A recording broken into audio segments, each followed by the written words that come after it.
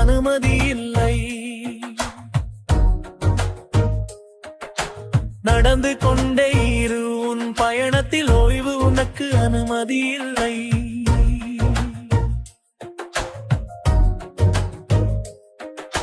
புயல் வீசியாலும் பயப்படக்கூடாது. சூறாவளி எழுந்தாலும் தாழ்ந்து விடக்கூடாது. விரில் எரித்தாலும் தளரக்கூடாது. முடுக்கள் குத்தினாலும் நின்று விடக்கூடாது. சோதனைகள் வந்தாலும் முருகக்கூடாது.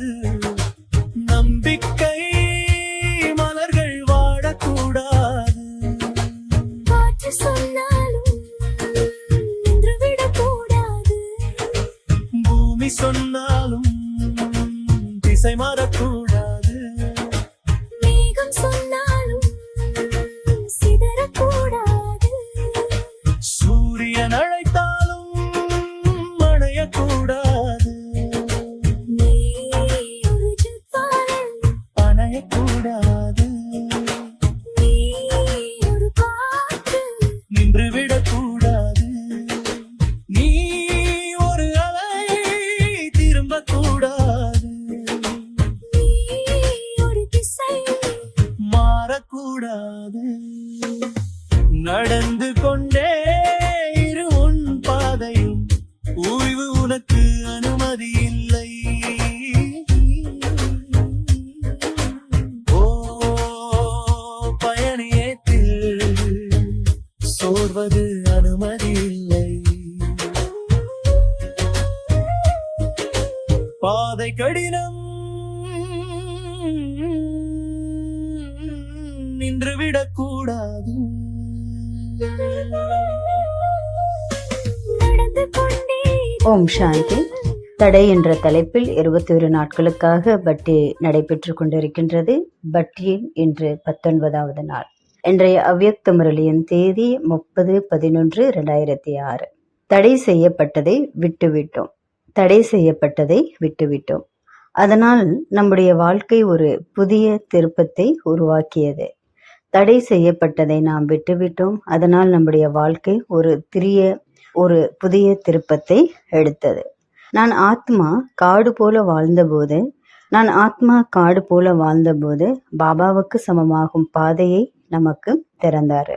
பாபாவுக்கு சமமாக மாறக்கூடிய பாதையை பாபா திறந்திருக்காரு.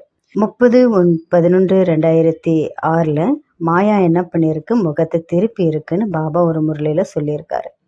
ஆனா இன்னைக்கு முரளியினுடைய தலைப்பு நம்ம எல்லாருக்குமே ஜுவாலாமுகி தபஸ்யா மூலம் நான் என்ற வாளை எரித்து பாபாவுக்கு சமமாக நம்ம மாறணும். அப்பதான் நமக்குள்ள முடிவுன்றது நெருங்கும்.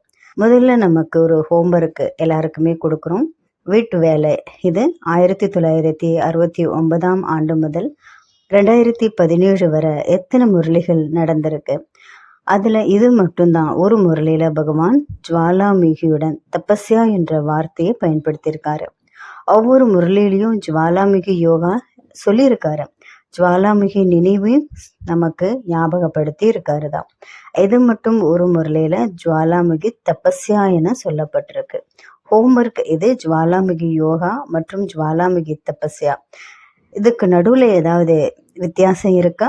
இதை நீங்க சிந்தனை செய்யணும். மற்றும் நம்ம குரூப்ல இது இடம்பெறணும். நம்ம ஏன் எல்லாருமே இங்க உட்கார்ந்துட்டு இருக்கோம்? ஞாயிற்றுக்கிழமைன்றனால உட்கார்ந்துட்டு இருக்கோமா? நம்ம ஏன் எல்லாருமே இங்க உட்கார்ந்துட்டு இருக்கோம்? அறிவை, அதாவது ஞானத்தை நம்ம கேட்கணுமா, இல்லை நமக்குள்ள மாற்றத்தை ஏற்படுத்துறதுக்காகவா? ஏன் உட்கார்ந்துருக்கோம்? ஞானத்துக்காகவா, இல்லை நமக்குள்ள மாற்றத்தை உருவாக்குறதுக்காகவா?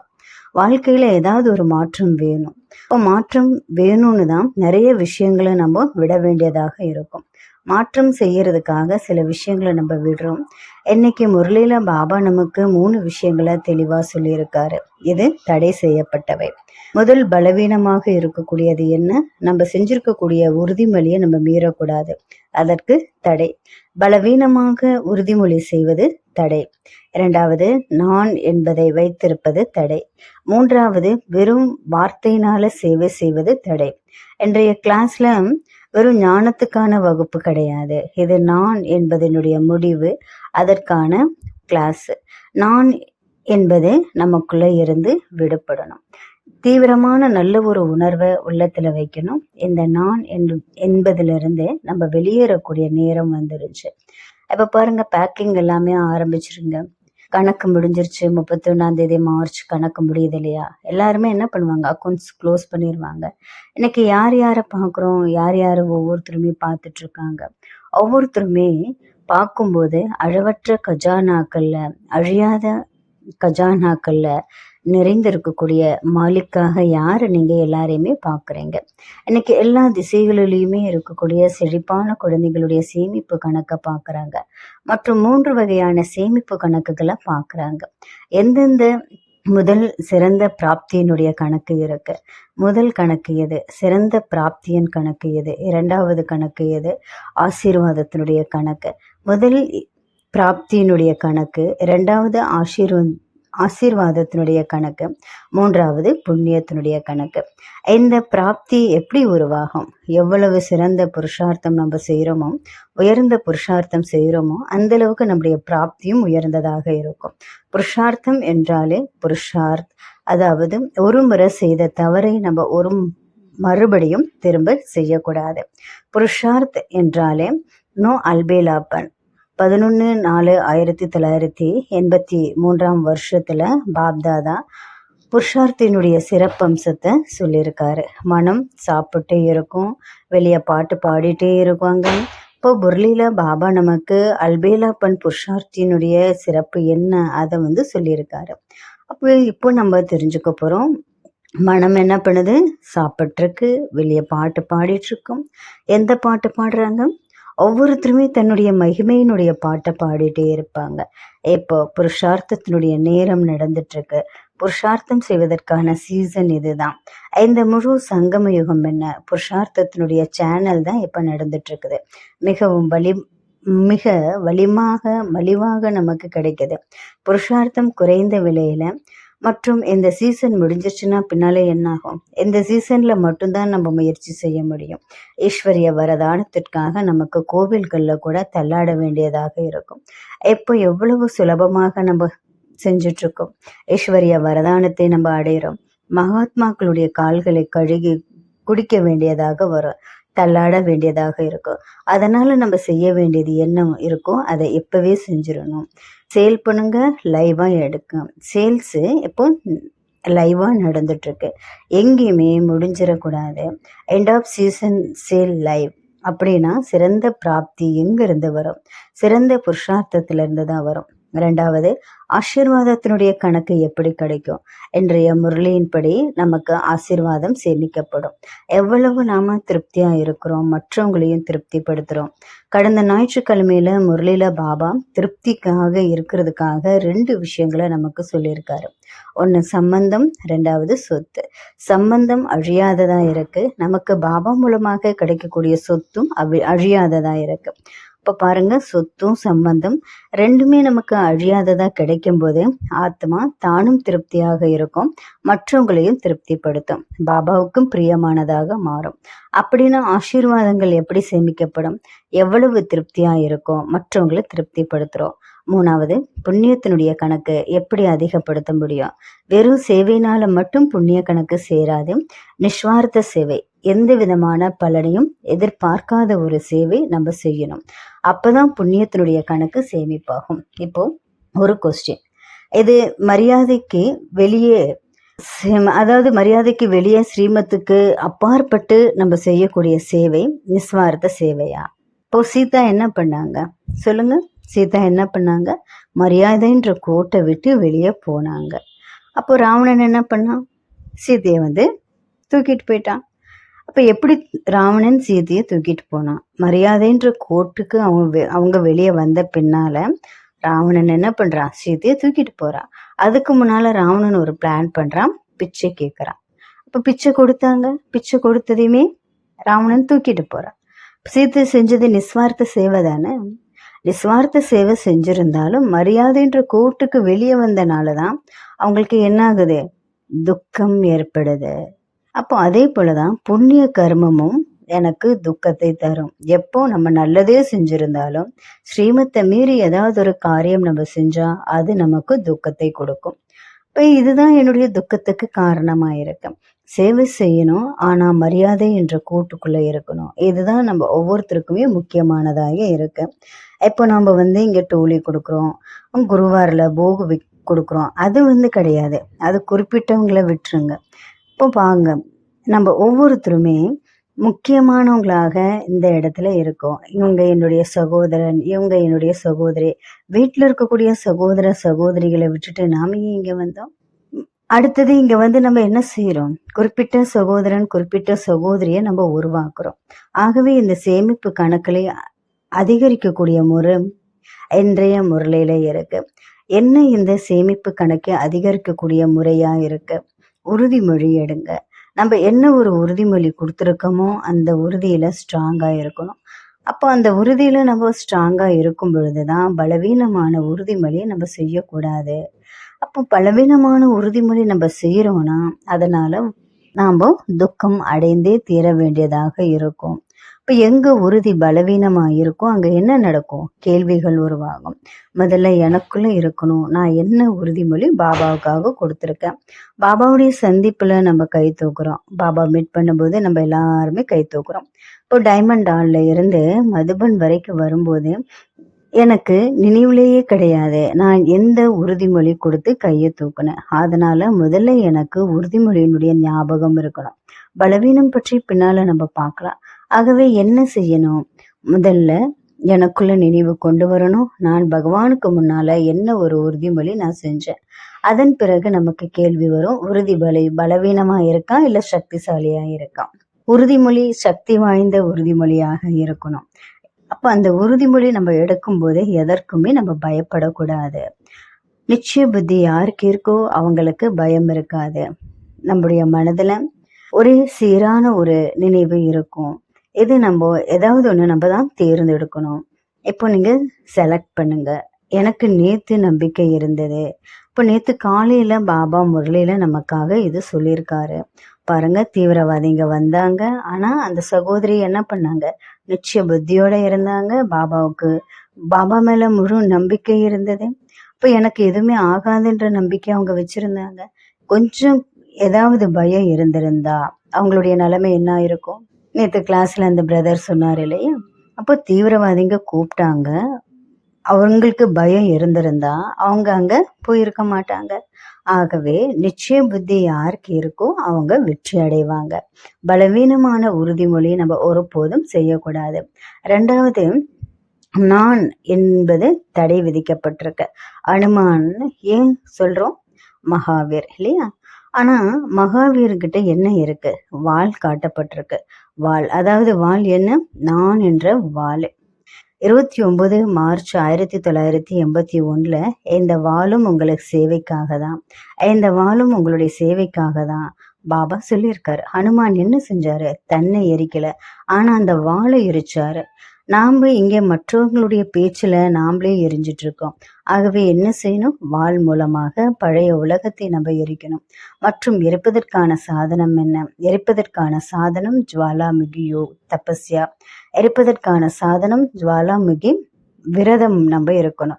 சக்தி வாய்ந்த நினைவு இருக்கணும். சாதாரணமான நினைவு இருக்கக்கூடாது.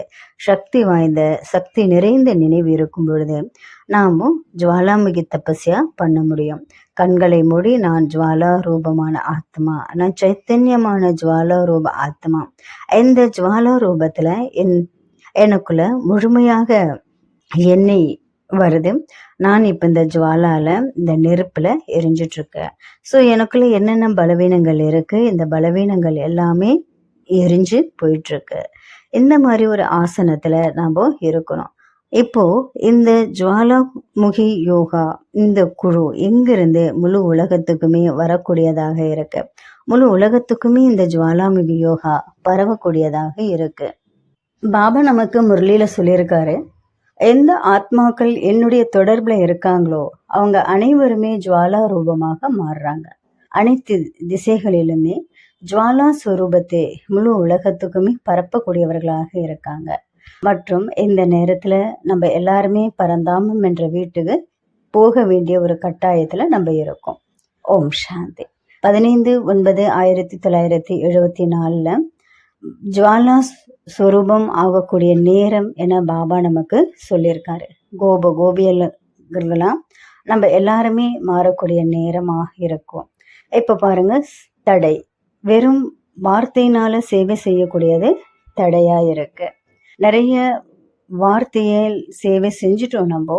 இப்போ எந்த மாதிரியான நம்ம சேவை செய்யணும், எந்த சேவை செய்யணும்? ஒரு கேள்வி மனசு வச்சா கர்மனா சேவையில இது ஒரு முக்கியமானதாக இருக்கு. மனசா சேவா, கர்மனா சேவை, இதுல ரெண்டுலையுமே இது முக்கியமா இருக்கு. யாருக்கு மனசா சேவை செய்யணும்னு தோணுது? 2, 3, 4, 5 யாருக்கு கர்மனா சேவை முக்கியம்னு தோணுது? யாருக்கு வாச்சா சேவை முக்கியம்னு தோணுது? போலி தாதி கிட்ட ஒரு முறை கேள்வி கேட்டாங்க, முக்கியமான சேவை எது? அப்ப தாதி என்ன சொன்னாங்க? அந்த நேரத்துல எந்த சேவைக்கு அதிகம் தேவை இருக்கோ அதுவே உங்களுடைய முக்கியமான சேவையாகும். கர்மனா சேவையினுடைய நேரம் நான் மனசா சேவை செஞ்சுட்டு இருக்கேன் போதுமா? ஒருத்தர் நோயாளி அட்மிட் பண்ணியிருக்காங்க. இப்போ நான் உட்காந்து மனசா சேவை செய்கிறேன், அப்போ அவரை நான் குணப்படுத்திட்டு இருக்கிறேன். ஆகவே எந்த நேரத்தில் எந்த சேவைக்கு தேவை இருக்கோ அதுவே உங்களுக்கு முக்கியமான சேவை என கருதப்படும். பாபா இந்த முரளியில் நமக்கு சொல்லியிருக்காரு, வார்த்தையின் சேவை செய்து செய்து வார்த்தை சக்தி வாய்ந்ததாக மாறும். அதே போல இப்போ நினைவினுடைய சேவையை நம்ம அதிகப்படுத்தணும், அமைதியினுடைய சேவையை அதிகப்படுத்தணும். ஒரு முரளியில் யாராவது உங்களை தூங்கிட்டு இருக்கும்போது பார்த்தாங்கன்னா அவங்க என்ன சொல்லுவாங்க? அவங்களுடைய தேக அபிமானம் அதில் காணாமல் போயிடும். எவ்வளோ பெரிய சேவை! மற்றும் பாரு, இவங்க எப்படி தூங்குறாங்க, மற்றவங்களும் நம்மளை பார்த்து என்ன பண்ணிடுவாங்க? தூங்கிடுவாங்க. இது எவ்வளோ பெரிய விஷயம்! யாராவது நான் தூங்கிட்டு இருக்கிறத பார்த்தாலும் அவருடைய தேக அபிமானம் அங்கே முடிஞ்சு போயிடும். அந்த நிலையில நான் தூங்கக்கூடியவனாக இருக்கணும். என்ன செய்யணும்? வார்த்தையுடன் சேர்த்து நடத்தையும் முகத்தை பாபாவை பிரத்யட்சம் செய்யணும்.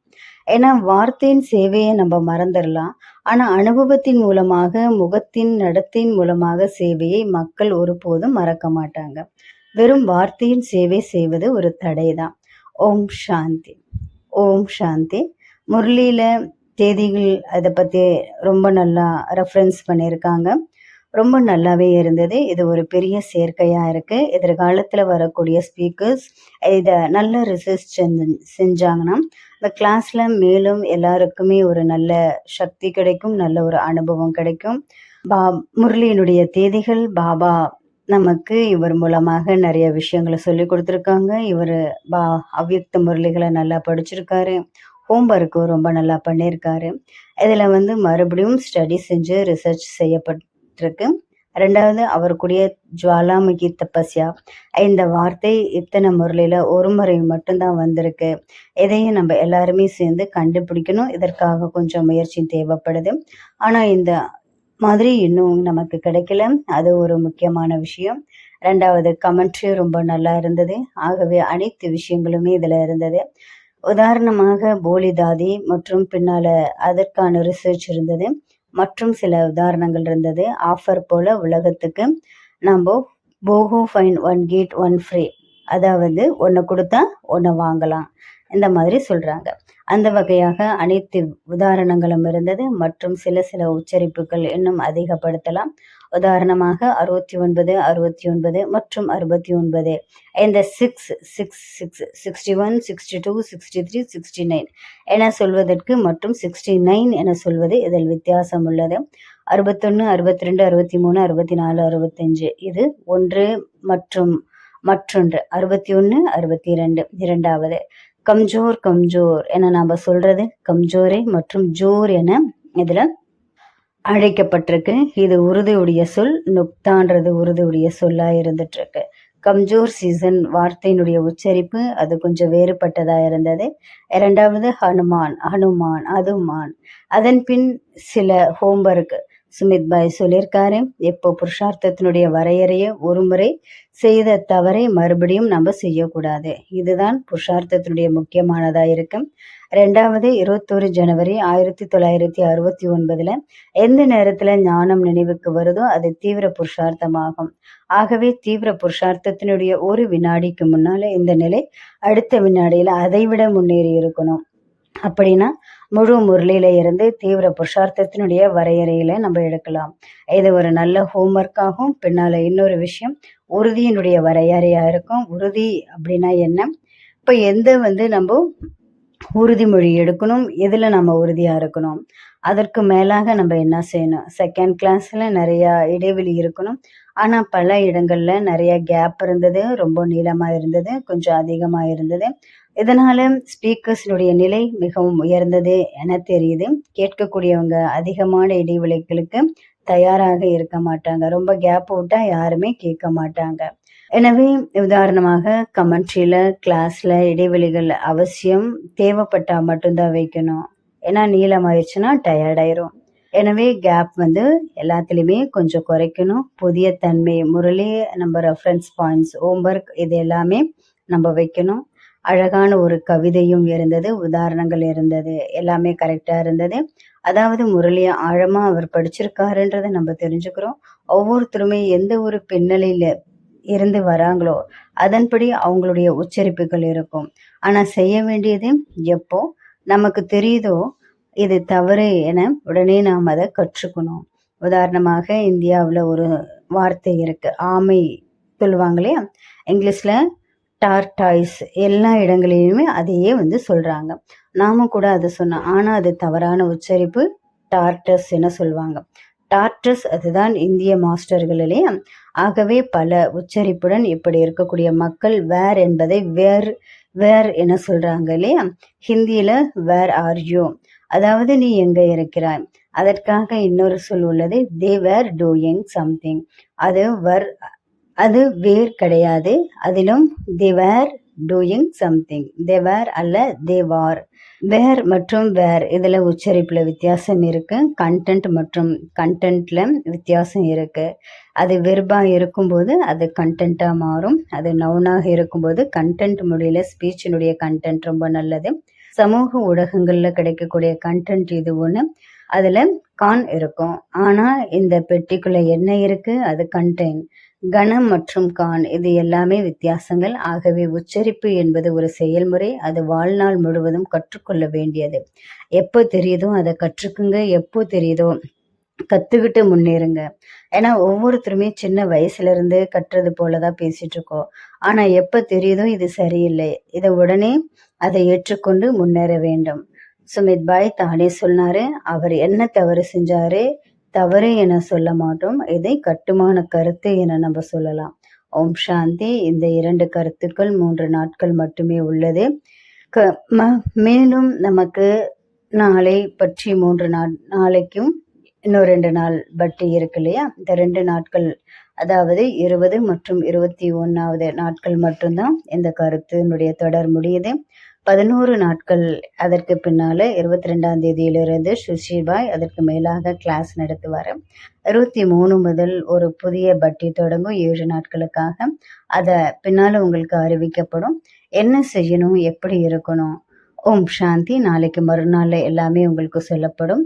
ஒரு புதிய பட்டி முக்கியமானது 1 முதல் தொடங்கும். 2007 மற்றும் 2008 23 முரளிகள் இருக்கும். 2 வருஷத்துல 23 நாட்களுக்கு ஏதாவது நம்ம செய்வோம். ஓம் சாந்தி. தினசரி தேர்வு பற்றி நம்ம யோசிக்கிறோம், தொடங்குறோம். முதல்ல தொடங்குவோம், அதன் படிப்பு இருக்கும். சரி, மற்றவர்கள் முரளியை ரிவைஸ் செய்வாங்க மற்றும் படிக்க வேண்டாம். அனைவரும் படிச்சுட்டு வரணும். நல்லது. ஓம் சாந்தி. புயல் வீசியாலும் பயப்படக்கூடாது, சூறாவளி எழுந்தாலும் உணர்ந்து விடக்கூடாது. வெடநெலுத்தாலும் தளரக்கூடாது, முடுக்கள் குத்தினாலும் நொன்று விடக்கூடாது. சோதனைகள் வந்தாலும் முருகக்கூடாது, நம்பிக்கை மலர்கள் வாடக்கூடாது.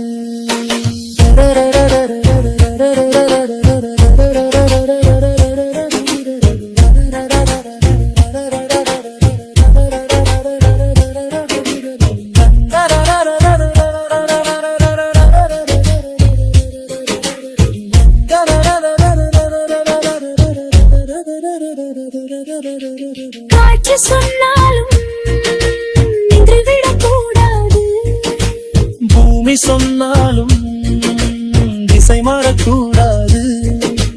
மேகம் சொன்னாலும் சிதறக்கூடாது, சூரியன் அழைத்தாலும் அணையக்கூடாது. நீ ஒரு ஜவ்வாலை அணையக்கூடாது, நீ ஒரு காற்று நின்று விடக்கூடாது. நீ ஒரு அலை திரும்பக்கூடாது, நீ ஒரு திசை மாறக்கூடாது. நடந்து கொண்டே இரு உன் பாதையில், ஓய்வு உனக்கு அனுமதி இல்லை. ஆதிசை நீங்கள் விரும்பினால் நான் இதை